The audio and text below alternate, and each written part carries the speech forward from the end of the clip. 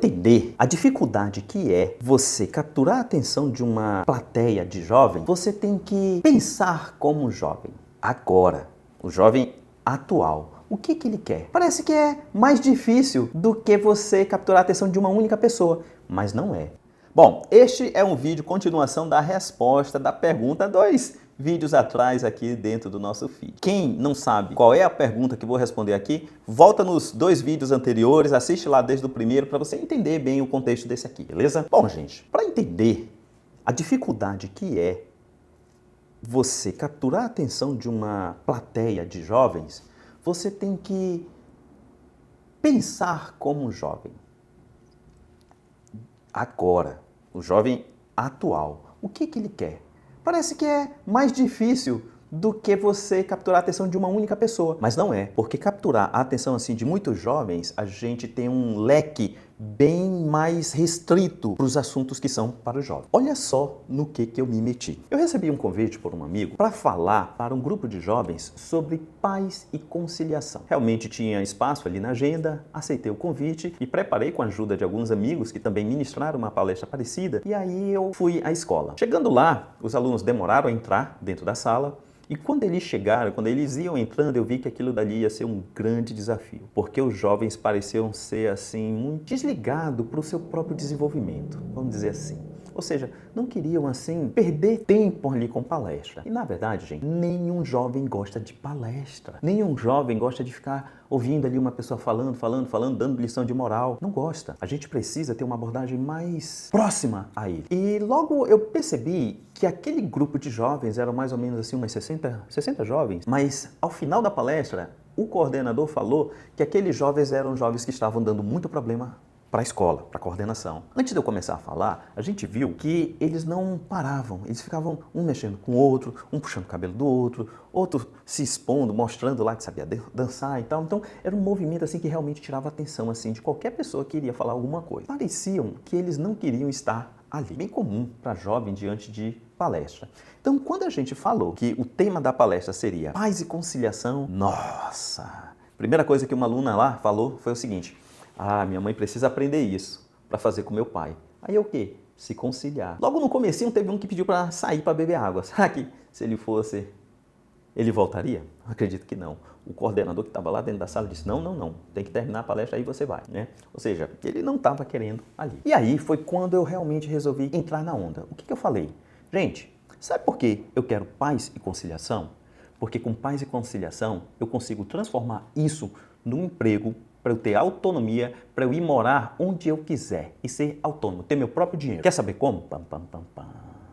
A turma ficou em silêncio para ouvir.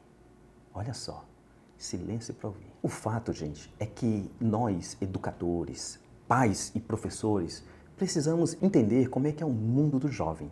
Ter um olhar mais profundo nos desejos, nos anseios que um jovem quer, que um jovem tem. Isso para a gente conseguir organizar a nossa comunicação de acordo com essa premissa que é o objetivo do jovem e ajudar ele a conseguir visualizar cada vez mais longe nas consequências que ele faz, o que ele precisa aprender e entender para chegar mais longe.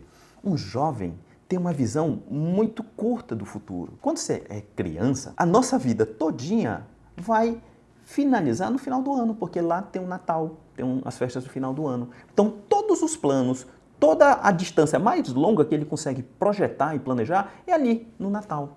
Quando se é jovem, vai aumentando essa distância. Quando se fala de um jovem cada vez mais maduro, mais distante ele consegue ver as consequências do que ele está fazendo para a vida dele, do que está acontecendo com a vida dele. Então, a gente precisa ajudar o jovem a sonhar, a ver longe no futuro. E todo o nosso discurso procurar ajudar ele a chegar lá.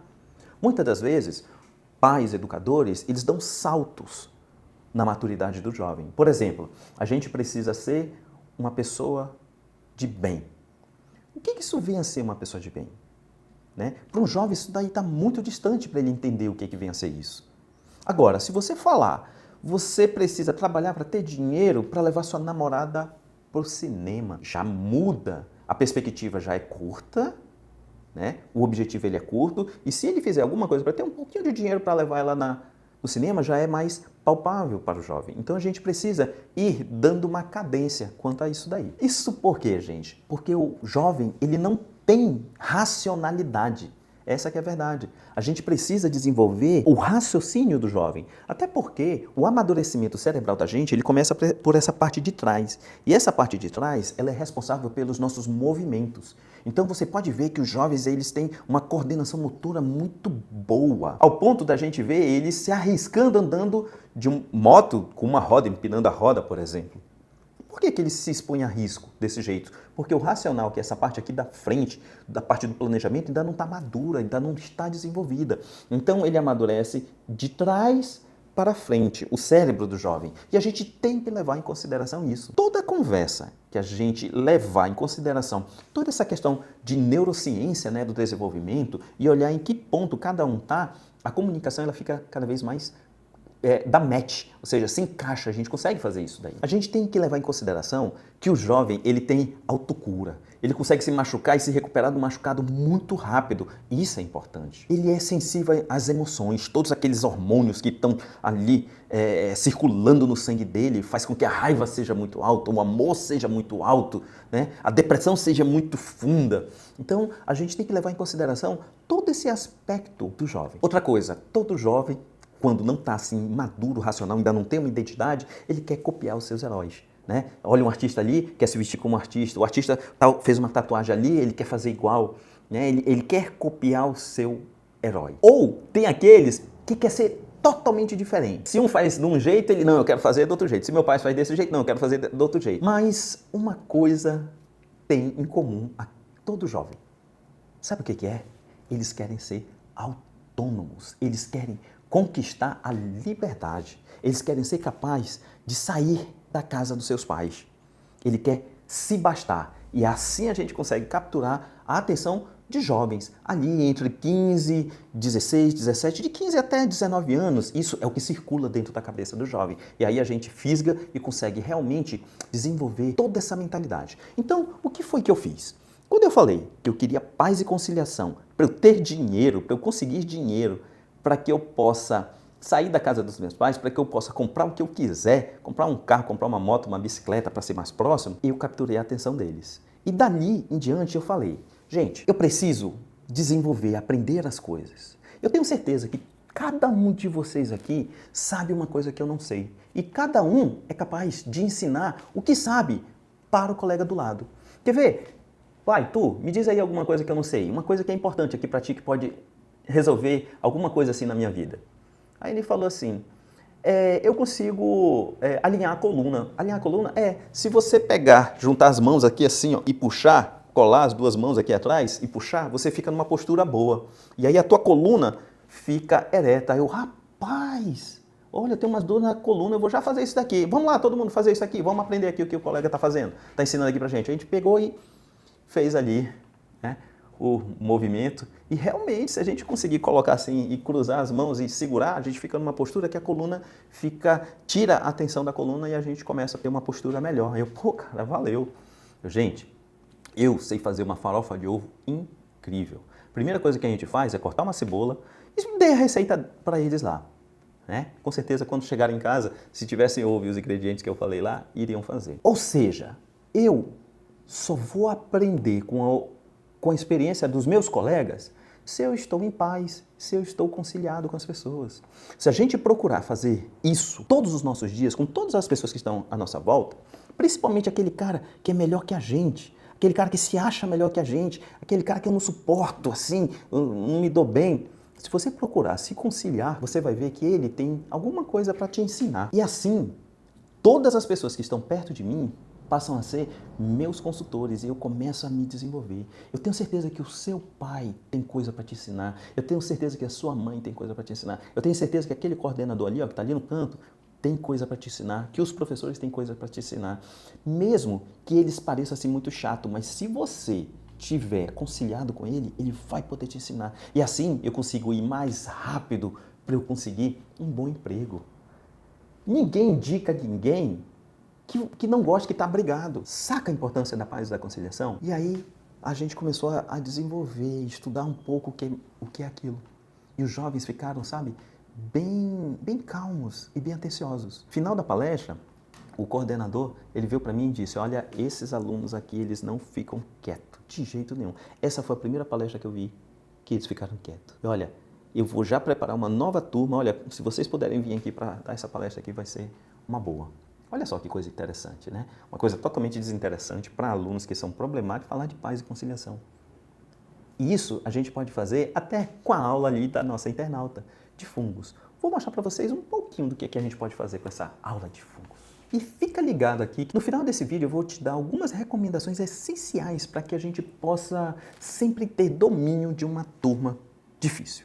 Então, para uma aula de fungos, a primeira coisa que eu falaria era o seguinte. Sabe que tem muita gente ganhando dinheiro com fungo? E aí eu mostraria ali uma fazenda de fungos. Uma vez eu estava assistindo na internet uma pessoa que estava dando aula para ensinar a gente a cultivar shiitake e aquele cogumelozinho que a gente compra no supermercado. Eu não estou lembrado aqui o nome. E ele estava ganhando uma nota por dia, era mais ou menos uns 5 mil reais por dia. Ele só plantava lá, ficava esperando, depois colhia e juntava, embalava e plantava. Olha só, 5 mil reais por dia. Quando a gente fala assim, para um jovem, ó, já dava para tu comprar uma bike Super 10. Trabalhava ali um mês para comprar ali um carro. Olha só, levar a gata para o cinema. Entendeu a conversa? E outra coisa, gente, continuaria falando. Olha, eu fiz uma pesquisa e fui atrás dos fungos mais caros que existe. Olha só esse daqui. Esse aqui não. Esse fungo aqui, ele custa 100 mil dólares. Mais do que 500 mil reais o quilo. Dizem que ele é muito afrodisíaco, ele salva do câncer e tal, um monte de coisa, né? Pois é, esse fungo aqui, ó, é caríssimo. Esse outro aqui é a trufa branca. Muito saboroso. Na culinária é incrível. É mais ou menos assim uns 6 mil euros o quilo. Caríssimo, olha. E você quando vai comer é só um pouquinho. Dizem que é muito cheiroso isso daí. Mas existem outros fungos na natureza. Olha só. Alguns são comestíveis, outros são fungos venenosos, outros psicodélicos. Fungos que são drogas, na verdade. Alguns fungos são aplicados em algumas doenças. Existe um remédio que mata bactérias, que salvou milhares de pessoas, que é feito por fungo. É a penicilina e salvou milhares de pessoas e é feito por fungo. Existem algumas aplicações de fungos que são realizadas em diversas aplicações, em diversos pontos. Um que eu achei muito interessante foi no derramamento de petróleo. Descobriram que se você plantasse um tipo de fungo específico ali, em cima do petróleo ali, que fica em cima das pedras ali, né, matando animais, né, tartaruga, pássaro, o fungo come todo o petróleo. Olha só. Então, se a gente souber ter conhecimento profundo sobre alguns fungos, a gente pode resolver muita coisa, principalmente, ó, ganhar um dinheirinho. Sem falar, gente, olha, que eles são muito bonitos, olha, aqui uns comestíveis, né? Eu gosto muito desse daqui, ó, que é o cogumelo shiitake. Esse cogumelo aqui é muito gostoso. E outra coisa, sabe qual é o maior ser vivo que existe na face da Terra? Muitas pessoas que não conhecem, né, os fungos, iriam dizer que é a baleia azul. Realmente, a baleia azul é um animal muito grande, mas ser vivo é esse daqui, ó. Esse daqui é o maior ser vivo. Ele é enorme. E outra, ele se comunica pelas raízes. Olha só como é a importância desse reino fungi. E aí eu iria envolvendo, primeiro despertando o interesse deles, né? E aí eu ia aprofundar um pouquinho mais. Olha, na medicina ali, ó, por exemplo, a penicilina, combate ao câncer, existe um fungo que ele é usado para o tratamento do câncer na mama. Um parente que sofreu aqui a mamoplastia, né, para tirar o seio. Imagina, se ele conhecesse um fungo chamado cauda de peru. Existe um caso de uma mulher que tinha 6 nódulos de tumores no seio. E aí o filho dela descobriu que esse fungo, né, cauda de peru, iria salvar ela. Existe até um documentário no Netflix que eu assisti outro dia, muito interessante, que documentou isso, né? Relatou isso dentro de um documentário. E o nome do documentário é Fungos Fantásticos. Recomendo muito assistirem ele. E aí ele curou o câncer de mama da mãe. Nossa, aquilo dali salvou a vida dele.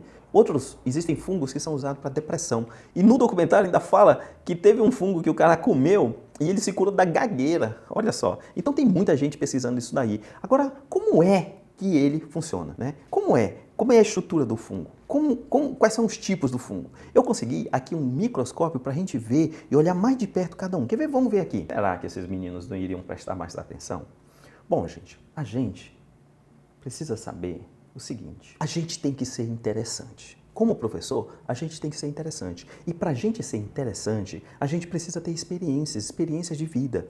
Nas férias, eu recomendo muito os professores a viajarem, passearem, encontrar lugares diferentes. Não, se não é daqui, né, desse local, vá e não viaje para o lugar onde você nasceu, dê só uma passadinha por lá para falar com os parentes e depois vá conhecer um lugar novo, tenha novas experiências, aprenda uma habilidade nova, mas fica ligado para você fazer conexão com os assuntos da sua disciplina, para com as pessoas com quem você vai ensinar. E se você ficar ligado, você vai ser cada vez mais interessante. Aprenda uma coisa diferente, mostre, entenda todo o processo de aprendizado que você fez para aprender aquela coisa diferente, porque isso vai te dar insights para você falar com outros públicos. Agora, tenha um método. Tenha um método de como que a gente faz para a gente ter esse olhar profundo da nossa plateia, como que a gente vai descobrir o que brilha aos olhos de cada um, definir todas as tarefas que ela vai realizar para dominar aquele assunto, onde que ela vai aplicar para conseguir chegar naquilo que brilha aos olhos dela. Percebam que é todo um processo em cadeia, é um método. Esse é o método que a gente usa e ensina os pais aqui no Patrulha Eureka. Acesse o nosso site para ver toda a origem e como que funciona esse método e quem sabe você vai aprender uma coisa assim diferente, legal, para você tornar-se cada vez mais interessante para a sua plateia. Acesse o site método.patrulhaeureka.org para entender com um pouco mais de profundidade como é que a gente prepara uma aula, prepara a plateia, prepara uma aula, prepara o pós-aula e vai conduzindo aquela nossa plateia para se desenvolvendo. Tá bom, gente? Então fica aí esse convite, entre para o método patrulhaeureka.org, aprenda ele todinho e eu vou estar lá para conversar com você e tirar algumas dúvidas, né? Mas entra, compra esse curso que vai valer muito a pena, tá bom, gente? Sempre rumo ao tesouro de Brasa e com muita batol.